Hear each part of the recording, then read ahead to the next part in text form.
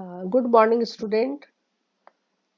कल तुम लोग को पढ़ाए थे फर्स्ट चैप्टर का पेज नंबर 9 में। पेज नंबर 9 में कुछ बचा रह गया था थोड़ा सा, उसको आज हम लोग जल्दी से पढ़ ले रहे हैं।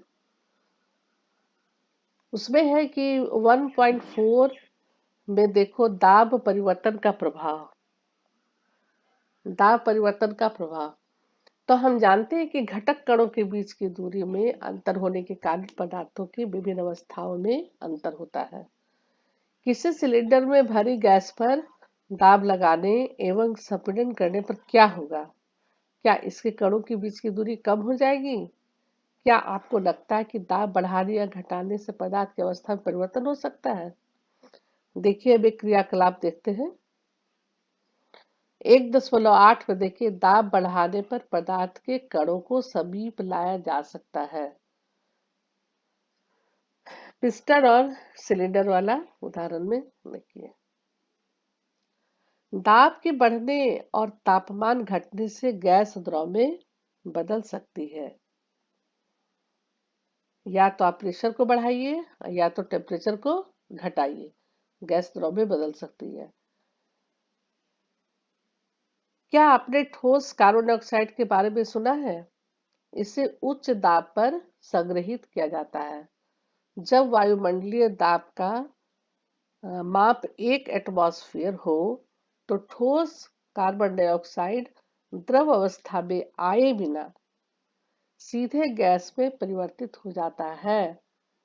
ठोस कार्बन डाइऑक्साइड वायुमंडलीय दाब का माप 1 एटमॉस्फेयर हो तो ठोस कार्बन डाइऑक्साइड द्रव अवस्था में आए बिना सीधे गैस में परिवर्तन हो जाता है।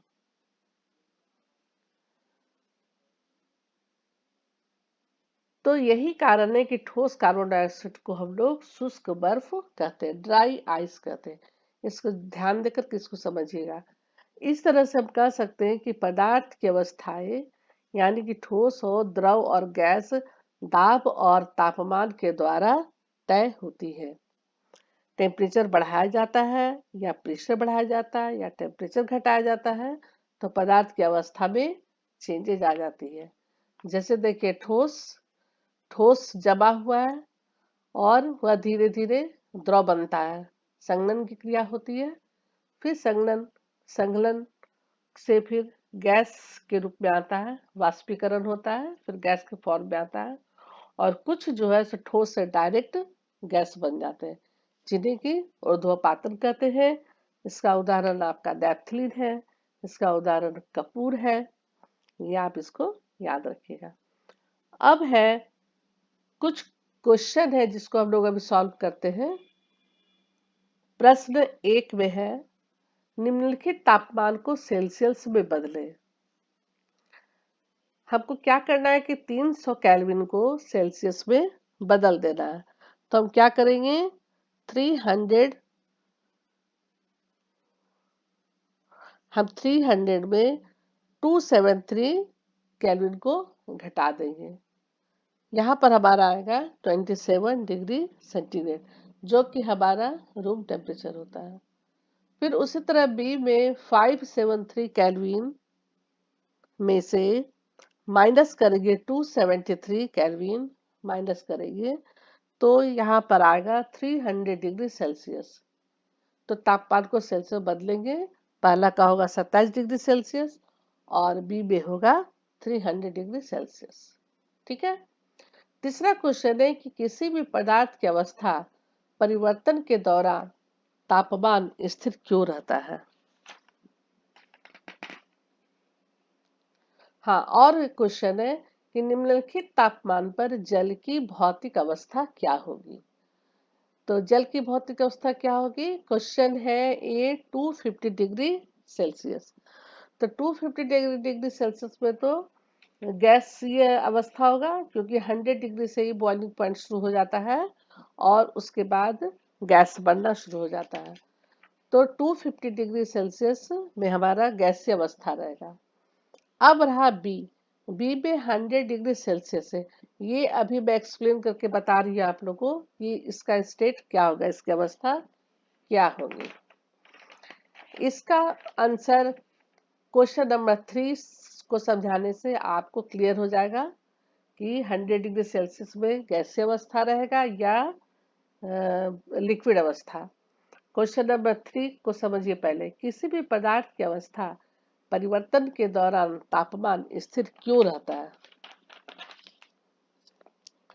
पदार्थ की अवस्था परिवर्तन के दौरान इसलिए स्थिर रहता है कि जल का बॉइलिंग पॉइंट यानी कि क्वथनांक पॉइंट, जो क्वथनांक है, वो जल के समय कणों में गतिज ऊर्जा के कारण तेजी से कणें कंपन करती हैं और उसका जो मॉलिक्यूलर फोर्स होता है, जो आणविक बल होता है, आकर्षण बल जो होता है, वह कम हो जाता है और बल कम हो जाने के कारण नियत स्थान को छोड़कर वह स्वतंत्र हो जाती है और उसी टेम्परेचर में रहती है जिस टेम्परेचर में वो था। जैसे 100 डिग्री सेल्सियस भी उसी के अंदर, उसी क्वेश्चन के अंदर हम आपको बता रहे हैं। तो 100 डिग्री सेल्सियस में वो बॉइलिंग हो रहा है, टेम्परेचर वहां पर स्थिर है। जब तक वो पूरा पानी, जब तक पूरा भाप नहीं बन जाएगा, वह 100 डिग्री सेल्सियस टेम्परेचर पे ही रहेगा और जब पूरा बन जाएगा, जब पूरे गैस में परिवर्तित हो जाएंगे, तब आपका टेम्परेचर बढ़ जाएगा। इसलिए 100 डिग्री सेल्सियस को हम जलीय अवस्था, द्रव अवस्था भी मानेंगे और गैसीय अवस्था भी मानेंगे। दूसरा का बी और तीसरा का आंसर सेम। अब है चौथा, वायुमंडलीय। जब तक हम पानी को पूरा गर्म कर करके, पूरा पानी जब तक बॉयल होकर के उड़ नहीं जाता है, पूरा गैस नहीं बन जाता है, तब तक टेम्परेचर 100 डिग्री ही रहेगा। जब सारे पानी गैस बन जाएंगे तो टेम्परेचर बढ़ जाएगा, 101 हो जाएगा, 102 हो जाएगा, 103 हो जाएगा, लेकिन उससे टेम्परेचर बढ़ जाएगा।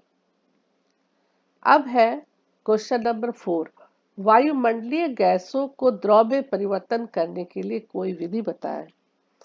वायुमंडलीय गैस को बदलने में भी या तो प्रेशर को हम बढ़ाएंगे या तो टेम्परेचर को हम घटाएंगे, तब वो गैस से लिक्विड में चेंज हो सकता है। गैस से लिक्विड में या तो हम दाब बढ़ाएंगे या तो हम टेम्परेचर को घटाएंगे। परफ्यूम लिक्विड बनता है, हम रेफ्रिजरेटर में जैसे बर्फ रहता है, उसका टेम्परेचर हम कम कर देते हैं, घटा देते हैं, तो पानी बर्फ बनने लगता है। जब टेम्परेचर बढ़ा देते हैं तो बर्फ पिघल के द्रव बनने लगता है। तो इस तरह से हम देखते हैं कि या तो प्रेशर या बढ़ाने घटाने से या टेम्परेचर के बढ़ाने घटाने से हमारे स्थान में परिवर्तन होता है।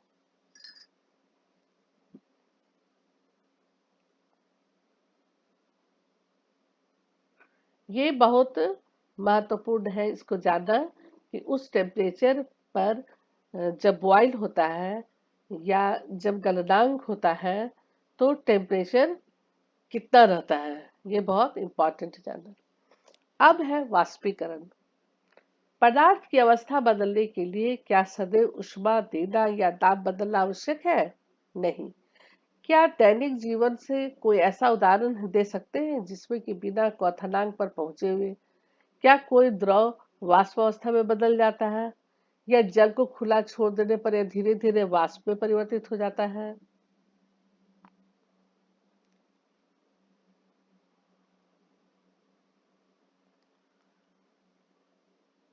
गीले कपड़े सूख जाते हैं, इन दोनों उदाहरणों में जल क्या हुआ? हम जानते हैं कि पदार्थ के कण हमेशा गतिशील होते हैं और कभी वे रुकते नहीं है। एक निश्चित तापमान पर गैस, द्रव या ठोस के कणों में विभिन्न मात्रा में गतिज ऊर्जा होती है।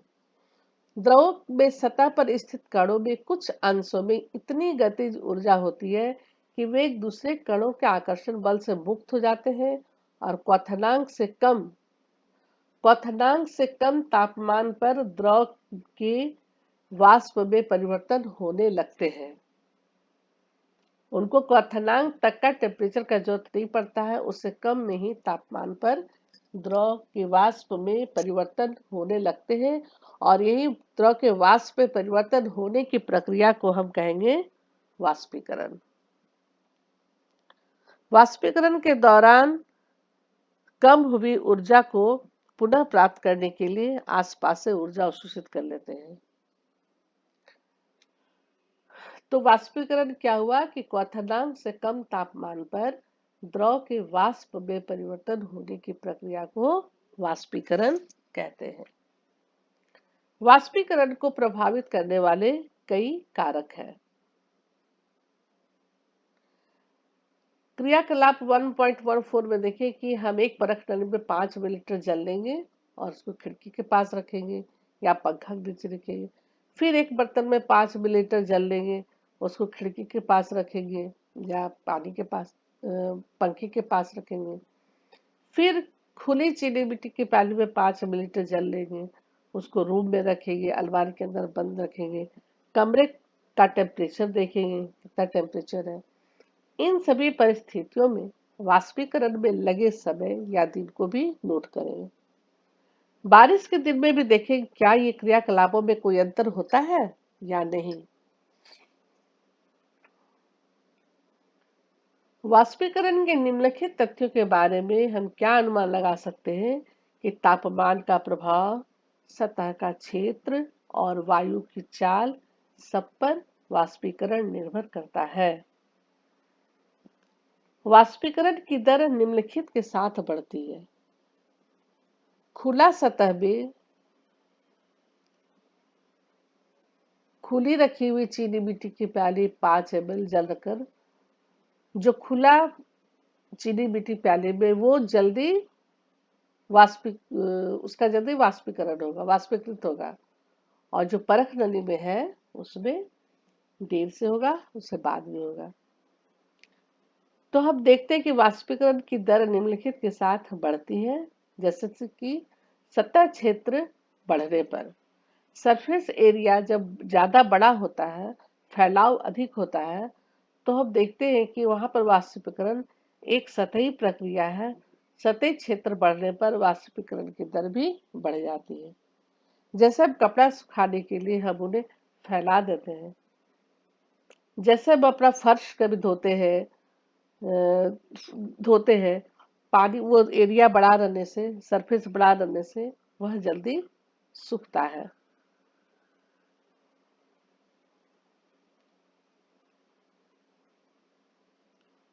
तापमान में वृद्धि होने से भी गतिज ऊर्जा मिलती है, पर्याप्त गतिज ऊर्जा मिलती है, जिससे वे वाष्पीकृत हो जाते हैं।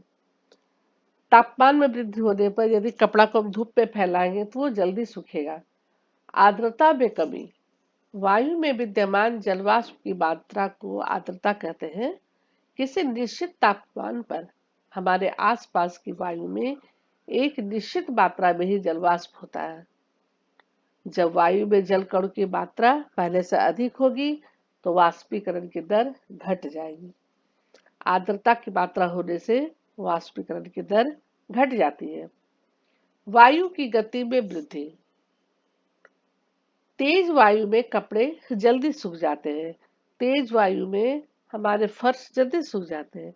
जब आप घर घर का उदाहरण देखिए, जब हम घर में पोछा लगाते हैं या घर को धोते हैं तो हम लोग फैन चला देते हैं। पंखा चलाने से वायु के साथ जलवाष्प के कण उड़ जाते हैं और वहां पर वाष्पीकृत जल्दी हो जाता है। तो वायु के तेज होने से भी जलवाष्प के कण वायु के साथ उड़ जाते हैं और आसपास के जलवाष्प की मात्रा घट जाती है। अब है वाष्पीकरण के कारण शीतलता कैसे होती है। वाष्पीकरण के कारण शीतलता कैसे होती है इसको हम लोग जानेंगे। खुले हुए बर्तन में रखे द्रव में निरंतर वाष्पीकरण होता रहता है। वाष्पीकरण के दौरान कम हुई ऊर्जा को पुनः प्राप्त करने के लिए द्रव के कण अपने आसपास से ऊर्जा अवशोषित कर लेते हैं। इस तरह आसपास से ऊर्जा के अवशोषित होने के कारण शीतलता हो जाती है। जैसे कि हम एसीटोन नेल रिमूवर जब हम अपने लगाते हैं, अपने हाथ पर रखते हैं, तो सबसे पहले में हाथ की हथेली में ठंड महसूस होता है। क्यों ठंड महसूस होता है? उसके कण हमारी हथेली या उसके आसपास से ऊर्जा प्राप्त कर लेते हैं और वे ऊर्जा प्राप्त करके वाष्पीकृत हो जाते हैं। उस वाष्पीकृत होने के कारण हमारी हथेली पर शीतलता महसूस होती है। तेज धूप वाले गर्म दिन के बाद लोग अपने छत या खुले स्थान पर जल छिड़कते हैं। क्यों? क्योंकि जल के वाष्पीकरण की गुप्त ऊष्मा गर्म सतह को शीतल बना देती है। क्या वाष्पीकरण के कारण शीतल होने का और भी उदाहरण दे सकते हैं? गर्मियों में हमें सूती कपड़े क्यों पहनना चाहिए? क्यों पहनना चाहिए गर्मियों में सूती कपड़ा? क्योंकि यह पसीना को बहुत आसानी से एब्जॉर्ब कर लेता है। शारीरिक प्रक्रिया के कारण गर्मियों में हमें ज्यादा पसीना आता है, जिससे हमें शीतलता मिलती है। जैसे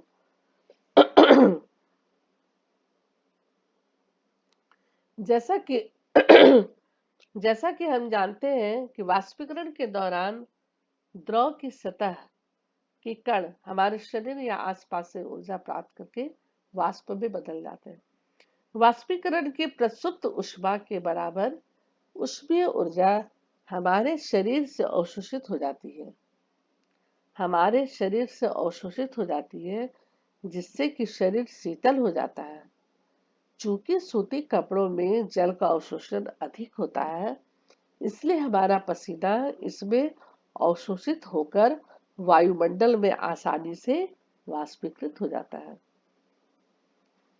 और इसी तरह उदाहरण है कि बर्फीले जल से भरे गिलास की बाहरी सतह पर जल की बूंदें क्यों नजर आती है।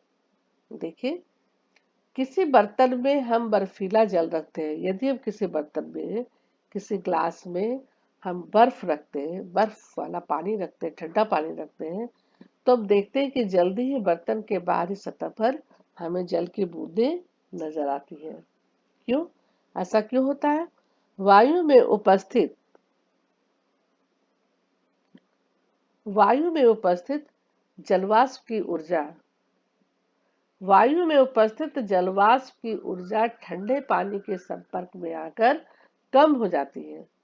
जलवाष्प की ऊर्जा ठंडे पानी के संपर्क में आकर कम हो जाती है और तुरंत द्रव अवस्था में बदल जाती है।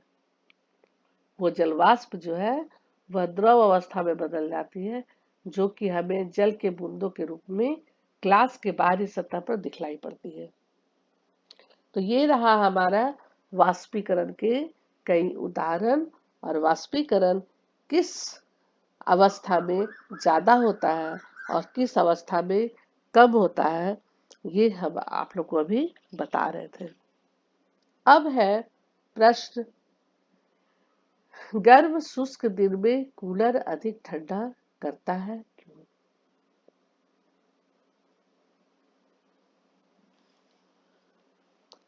कूलर ठंडा हम लोग को कैसे करता है? कूलर में हवा को गीली सतहों के माध्यम से बाहर निकाला जाता है। कूलर में जब हम पानी डालते हैं, तो कूलर में हवा गीली सतहों के माध्यम से बाहर निकाला जाता है, जबकि यह उनके ऊपर से बह रहा है।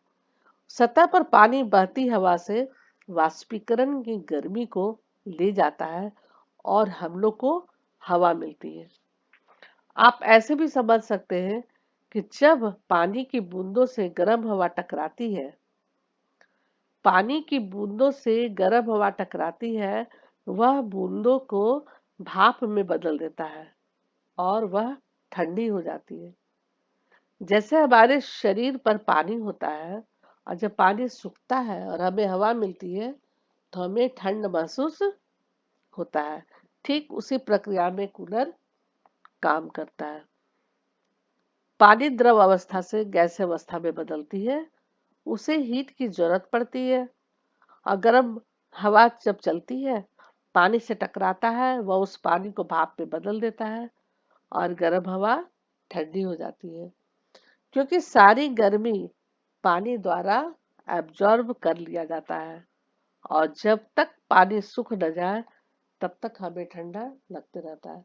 और ठीक वही प्रक्रिया हमारा कूलर में है कि जब तक वो पानी उसमें पड़ता है, पानी की सतह से वह गीली सतहों से बाहर निकलते जाता है और वो हम लोगों को ठंडी हवा मिलती है। दूसरा क्वेश्चन है, गर्मियों में घड़े का जल ठंडा क्यों होता है? गर्मियों में घड़े का जल इसलिए ठंडा होता है कि घड़े की सतह पे अनेक सूक्ष्म छिद्र होते हैं जो कि हम लोगों को दिखलाई नहीं पड़ता है। तो घड़ों की दीवार पे सरफेस पे छिद्र होने के कारण इससे निरंतर पानी निकलते रहता है, यानी कि वाष्पोत्सर्जन की क्रिया लगातार होते रहती है। और वाष्पोत्सर्जन होता है, वह सरफेस ठंडी हो जाती है। वाष्पोत्सर्जन जब होता है तो अगल की गर्म हवा उठ जाती है, वाष्पीकृत हो जाती है और वह सरफेस वहां पे ठंडा हो जाता है। और यही कारण है कि वाष्पोत्सर्जन की क्रिया होते रहती है और हमारा सरफेस ठंडा होते रहता है और घड़े का पानी हमेशा ठंडा रहता है। अब स्टोन या पेट्रोल या इत्र डालने पर हमारे हथेली में ठंडी क्यों लगती है? क्योंकि जब हम अपने हाथ पर कुछ डालते हैं तो आसपास के टेम्परेचर जो होते हैं वो हीट जो है उसको वो एब्जॉर्ब कर लेता है और वाष्पीकृत हो जाता है, तो हमारे हाथ में ठंड महसूस होने लगती है। क्वेश्चन नंबर 4, कप की अपेक्षा प्लेट से हम गर्म दूध या चाय जल्दी क्यों पी लेते हैं? क्योंकि यहाँ पर हमारा सरफेस जो है, सतह का क्षेत्रफल बड़ा हो जाता है और जैसे ही हम प्लेट कप के अपेक्षा प्लेट में दूध को करते हैं वह जल्दी ठंडा हो जाता है और हम आसानी से पी लेते हैं। पांचवा क्वेश्चन, यहाँ पर हो गया सतह क्षेत्रफल बड़ा होने के कारण हम आसानी से दूध को फिर पी लेते हैं। पांचवा क्वेश्चन है, गर्मियों में हमें किस तरह के कपड़े पहनने चाहिए? गर्मियों में हमें सूती वस्त्र पहनना चाहिए। गर्मियों में हमें सूती वस्त्र पहनना चाहिए क्योंकि वह पसीने को सोख लेता है, सोख करके वाष्पीकृत हो जाता है और वाष्पीकृत के बाद हमें ठंड महसूस होने लगती है।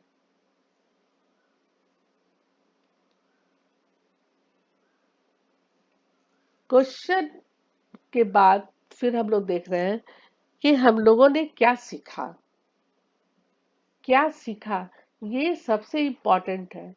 आप लोग जब क्वेश्चन आंसर बनाइएगा तो सबसे पहले आपने क्या सीखा, एक एक पॉइंट को कॉपी में लिख लीजिएगा। यही मेन है, इसको आप याद कर लीजिएगा तो चैप्टर आपका कंप्लीट हो जाएगा। जैसे हर क्वेश्चन, छोटे छोटे क्वेश्चन का आंसर आपको हमने क्या सीखा इसी में मिल जाएगा। सबसे पहले कि द्रव्य सूक्ष्म कणों से मिलकर बना होता है, सही है। हमारे आसपास द्रव्य तीन अवस्थाओं में विद्यमान रहते हैं, ठोस, द्रव और गैस। ठोस के कणों में आकर्षण बल सबसे अधिक होता है, गैसों के कणों में सबसे कम होता है, द्रव के कणों में इन दोनों के मध्यवर्ती होते हैं। और लिख करके आप लोग को इसको याद भी करना होगा, ये सबसे इंपॉर्टेंट चीज है। ठोस के कणों में ठोसों को निहित करने वाले कणों के बीच का रिक्त स्थान और गतिज ऊर्जा न्यूनतम होती है। गैसों के लिए यह अधिकतम होता है किंतु द्रव के लिए मध्यवर्ती है। ठोसों के लिए उनके कणों की व्यवस्था अत्यधिक क्रमित होती है। द्रवों में कणों की परतें एक दूसरे पर से फिसलकर स्खलित होती जाती है। गैसों में कोई क्रम नहीं होता है, इनके कण अनियमित रूप से विचरण करते हैं। छठा पॉइंट, पदार्थ की अवस्थाएं अंतः परिवर्तित होती है। पदार्थ की अवस्थाओं में परिवर्तन दाब और दाब में परिवर्तन से किया जा सकता है। सातवां, ऊर्ध्वपातन प्रक्रम में ठोस पदार्थ द्रव में परिवर्तित हुए बिना सीधे गैसीय अवस्था में चले आते हैं और गैसीय अवस्था से सीधे ठोस अवस्था में आ जाते हैं। क्वथनांक की समष्टि परिघटना यानी कि बॉइलिंग पॉइंट की समष्टि परिघटना, जिसमें समष्टि के कण द्रव अवस्था से वाष्प में परिवर्तन होते हैं। क्वथनांक की समष्टि परिघटना जब द्रव अवस्था से वाष्प में परिवर्तित होते हैं। वाष्पीकरण एक सतह की परिघटना है। सतह के कण पर्याप्त ऊर्जा ग्रहण कर उनके बीच के परस्पर आकर्षण बलों को पार कर जाते हैं और द्रव को वाष्प की अवस्था में बदल देते हैं, परिवर्तित कर देते हैं। वाष्पीकरण की गति निम्नलिखित कारणों पर निर्भर करती है। सतही क्षेत्र, जिनका वायुमंडल के प्रति परित्याग होता है, तापमान यानी कि टेम्परेचर, आर्द्रता यानी कि हमारे वायु में कितना भीगा है, कितना जलवाष्प, ह्यूमिडिटी कैसा है, उस पर निर्भर करता है। और वायु की गति, हवा की गति कैसी है, उस पर निर्भर करता है। ये रहा हमारा वाष्पीकरण की गति कि किन कारकों पर निर्भर करता है। टेम्परेचर ज्यादा बढ़ेगा तो कोई भी चीज जल्दी सूखेगा और वाष्पीकरण तेजी से होगा। गर्मियों के दिन में तेजी से वाष्पीकरण होता है, बरसात में वाष्पीकरण क्रिया बहुत कम हो जाती है। वाष्पीकरण से ठंडक उत्पन्न होती है। वाष्पीकरण की गुप्त ऊष्मा ताप की वह मात्रा है जो 1 kg द्रव को वायुमंडलीय दाब और द्रव के क्वथनांक पर गैसीय अवस्था में परिवर्तन करने हेतु प्रयोग होती है। वाष्पीकरण की गुप्त ऊष्मा ताप की वह मात्रा है जो 1 kg द्रव को वायुमंडलीय दाब और द्रव के क्वथनांक पर गैसीय अवस्था में परिवर्तन करने हेतु प्रयोग होती है। और संलग्न की गुप्त ऊष्मा ऊर्जा की वह मात्रा है जो 1 kg ठोस, वहां पे हमारा वाष्पीकरण में द्रव था और यहाँ पर है 1 kg ठोस, ठोस को वायुमंडलीय दाब पर ठोस को उसके संगलन यानी कि उसका गलना संगलन बिंदु पर लाने के लिए प्रयोग होती है, लाने के लिए प्रयोग होती है। तो इस तरह से हम देखते हैं कुछ राशियां हैं और उनके मात्रक हैं जो कि हम लोगों को जानना चाहिए कि किसका मात्रक क्या है। तापमान राशि, तापमान मात्रक उसका केल्विन है, टेम्परेचर का केल्विन है, उसका प्रतीक है। लंबाई मीटर एम, संहति किलोग्राम केजी, भार न्यूटन एन, आयतन घन मीटर एम क्यूब, घनत्व किलोग्राम प्रति घन मीटर, घनत्व हो गया किलोग्राम प्रति घन मीटर, दाब पास्कल पी ए।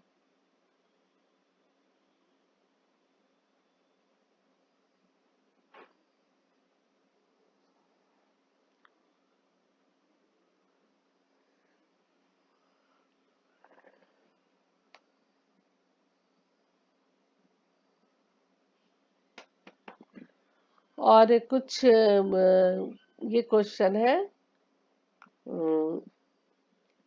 हमारे वैज्ञानिक पदार्थों को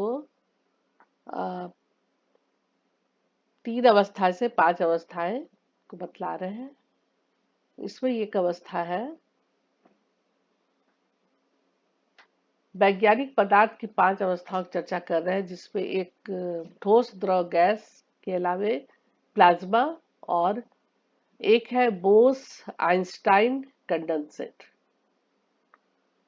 ये 5 तरह की अवस्थाएं हैं। तो 3 तो हम लोग जान रहे हैं, एक प्लाज्मा है। प्लाज्मा जो अवस्था है वह देखिए क्या है, इस अवस्था में कण अत्यधिक ऊर्जा वाले और अधिक उत्तेजित होते हैं। अत्यधिक ऊर्जा वाले भी होते हैं और अत्यधिक उत्तेजित होते हैं, जो कि आयनीकृत गैस के रूप में होते हैं, जैसे फ्लोरेसेंट ट्यूब और नियॉन बल्ब में प्लाज्मा होता है। नियॉन बल्ब के अंदर नियॉन गैस रहता है। नियॉन गैस आप लोग को पता होगा, neon gas, helium gas, argon gas क्या होता है, ये सब अक्रिय गैस होते हैं, नोबल गैस होते हैं। तो ये गैस नियॉन गैस जो है नियॉन बल्ब के अंदर भरा रहता है और फ्लोरोसेंट ट्यूब के अंदर हीलियम या कोई अन्य गैस होती है। विद्युत ऊर्जा प्रवाहित होने पर यह गैस आयनीकृत हो जाता है, यानी कि आवेशित हो जाता है, वो चार्ज हो जाता है।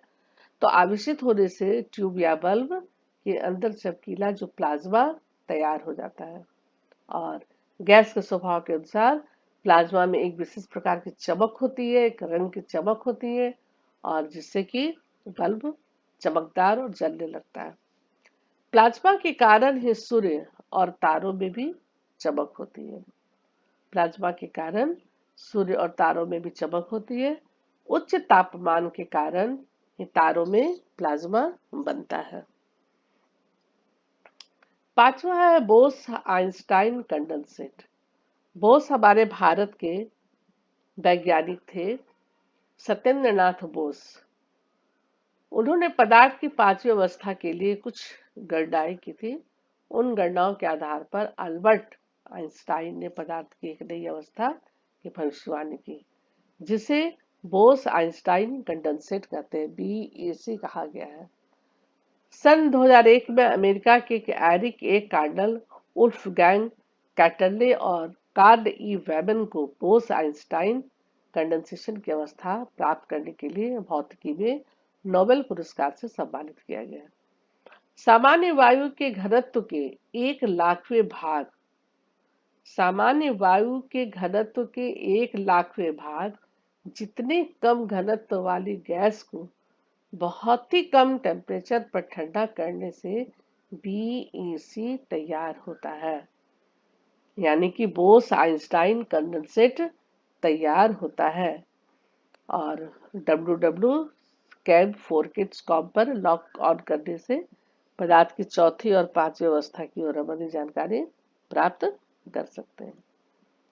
तो इस तरह हम देख रहे हैं कि ये पाठ हमारा अब कंप्लीट हो गया और हमने क्या सीखा इसको आप लोग जरूर याद कर लीजिएगा और पढ़ लीजिएगा।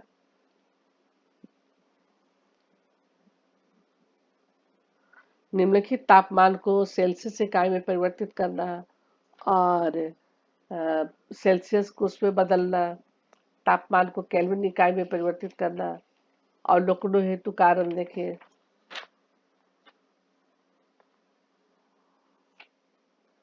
थ्री 300 के और 573 को सेल्सियस में बदलना, ये तो अभी आप लोग को बता चुके हैं, है ना।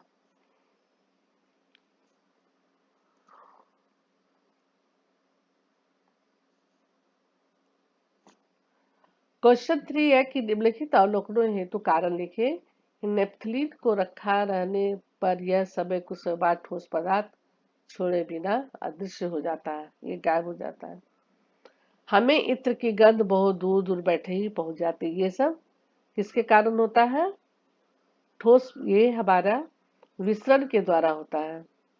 रखे रखे ये इसका सुगंध वायु में मिल करके अंतराणु का स्थान इनमें बहुत कम होता है, आकर्षण बल भी बहुत कम होता है, इनकी दूर दूर तक इनकी गंध फैलते जाती है और यह गंध काफी दूर तक फैल जाता है।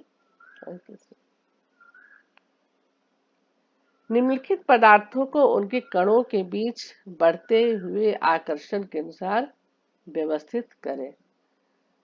कणों के बीच बढ़ते हुए आकर्षण से व्यवस्थित करें।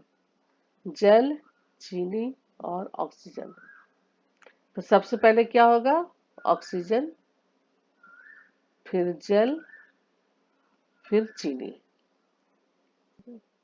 इस तरह छोटा छोटा और भी क्वेश्चन है। हाँ, इसको आप लोग भी कर लीजिएगा और आगे अगले क्लास पे डाउट होगा, कुछ कमेंट्स होगा तो और पूछ लीजिएगा और इसके आगे हम आप लोग को बतलाएंगे। ठीक है, चलिए और इसको कंप्लीट करते हैं और अगला से हम नया चैप्टर शुरू करते हैं। Thank you.